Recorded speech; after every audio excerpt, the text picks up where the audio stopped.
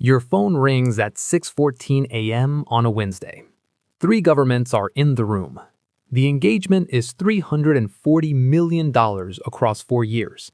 47 consultants sit below your name on the org chart. The recommendation will restructure a ministry. The minister has already read your biography. The document requires your signature before anything moves. You sign. You move to the next item. You do not check if anyone noticed. You already know they did. Something got you into this profession. Several things, actually. They were spent in amounts too small to notice while you were spending them. You made each payment voluntarily.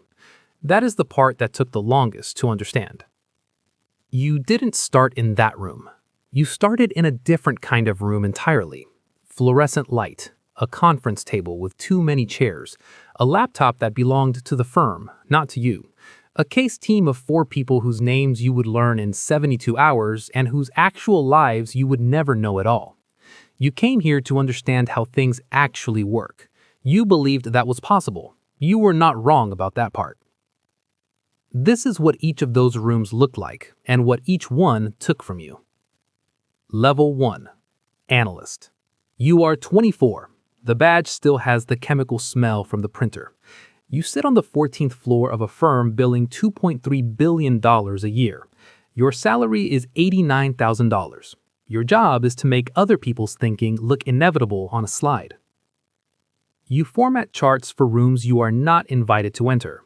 It took you 3 months for you to realize this nature of the system, the way the system signals what you are worth right now and what it will cost to worth more. You rebuild a deck at 1:47 a.m. because a senior manager found the font inconsistent. You do not complain. The senior manager presents your analysis to the client without attribution. You are on a flight home before the meeting ends. What you feel is not resentment. It is closer to information. You file it. You buy a second notebook for observations that don't fit anywhere else. The first is almost full. You came here to understand how things actually work. The belief still has full weight. You start to wonder what the next floor looks like from inside it. Level 2. Consultant. You own a work stream now. The engagement is $4.1 million across 8 months. You have 2 analysts below your name.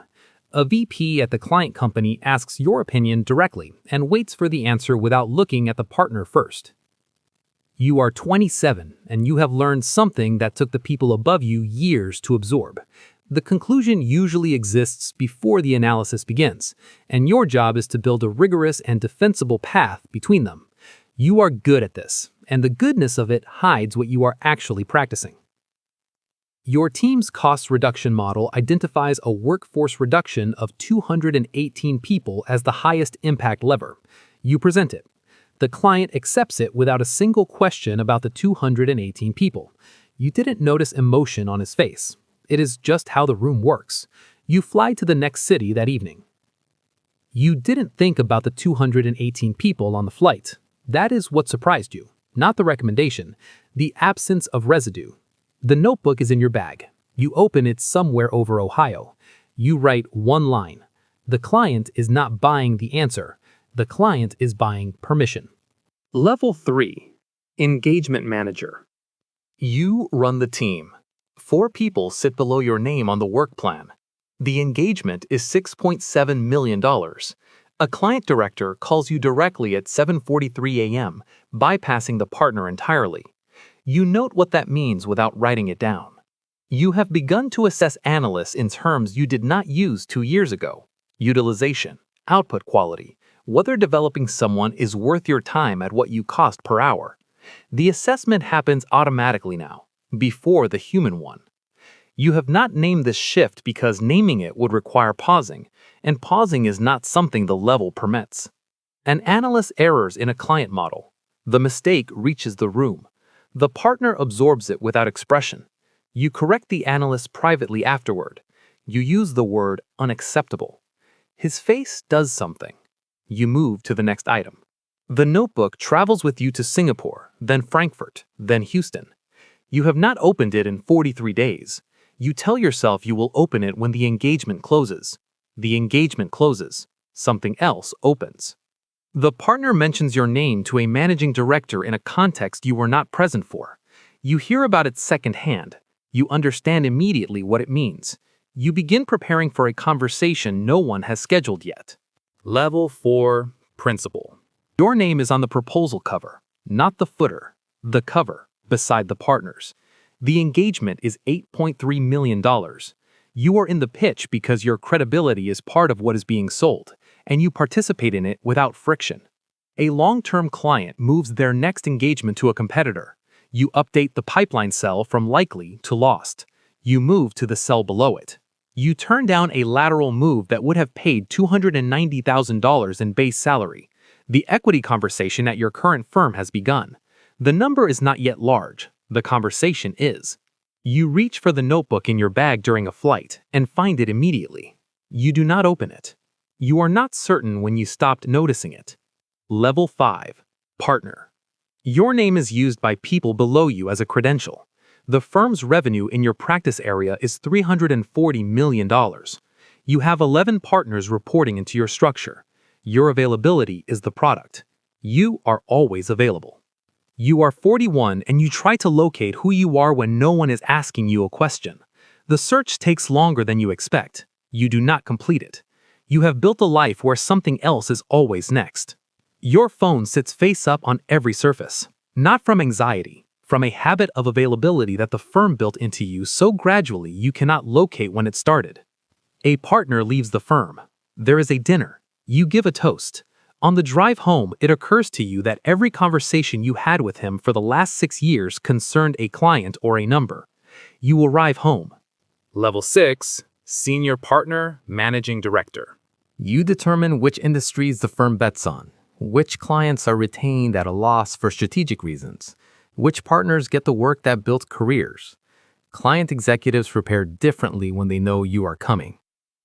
Every person who seeks your time wants something from what you represent. You know this before they finish their opening sentence. It is just what 20 years of watching people closely does to you, and you have stopped attempting to distinguish between warmth and strategy in the people around you, because telling the difference stopped mattering sometime around year 16. A junior partner brings you work he is visibly proud of. Novel structure, genuine analytical depth. You tell him it won't sell. You are correct. The idea does not move forward. Before a keynote to 1,400 people, you are alone in a green room for 4 minutes. You don't feel the absence of nerves exactly. You feel a place that closed off sometime around year 11. You check nothing. You walk out. The room responds to you the way rooms respond to you now. Level 7, Global Managing Partner. 32,000 people. 67 offices, a brand that functions in certain rooms as a form of sovereign currency. Governments retain the firm to provide architecture for decisions already made. You decide the terms of the architecture. The work is documented in board reports and government white papers that reference the firm long after each engagement closed. You're no longer operating. You are positioning. That distinction took years to find and longer to accept, and you have never said it aloud to anyone because the room in which you could say it does not exist. A recommendation your firm made 3 years ago in a developing country has caused measurable harm to a specific population. A journalist calls. Your communications team drafts a response accurate in every particular. You approve it. The engagement continues under modified terms. You read the harm assessment with the same attention you give a margin report. Your daughter asks what problem you were actually solving. You answer completely. Answering it is the first time you notice the problem was never yours. She returns to her laptop. You return to yours. The original reason is gone. Not removed, dissolved. Across 11,000 billable hours and a number of client dinners you stopped counting. Level 8. The Exit. No title that requires explanation. 4 board seats. Calls that arrive because people with significant capital want to know how you read a situation before they commit capital. A sovereign wealth fund, a platform acquisition, a restructuring that will reposition $6.2 billion across 9 months. You have one conversation. The ledger closed somewhere around level 5. Sleep went first, then intellectual honesty. then the way you saw people before you saw their billable value, then curiosity, then any version of yourself that existed outside a client context, then genuine contact, then the original reason. A Tuesday morning. The coffee's at the right temperature. A 22-minute call with 3 people. Something significant repositioned. You pour a second cup. Outside, 2 blocks away, a 24-year-old is in a case interview prep session. She is learning frameworks. She believes she came here to understand how things actually work. She is not wrong about that part. The system has already measured her. It is not waiting for her to be ready. It opens every morning and takes whoever shows up. Whoever shows up consistently compounds. The money compounds. The capability compounds. The distance compounds. She will understand how things actually work. That was always the promise. The system keeps it completely. You set down the cup. You move to the next item. You have arrived at exactly what you came for. Return. Somewhere in this city, in a conference room on a floor you once occupied, a 24-year-old is setting up for her first client meeting. The laptop belongs to the firm. The badge still has the chemical smell from the printer. She arrived 23 minutes early. She has read the client's last 4 annual reports. She formatted the deck herself, twice, because the font was inconsistent. She came here to understand how things actually work. She believes that is possible. She is not wrong about that part. The system does not require her optimism. It does not require her awareness.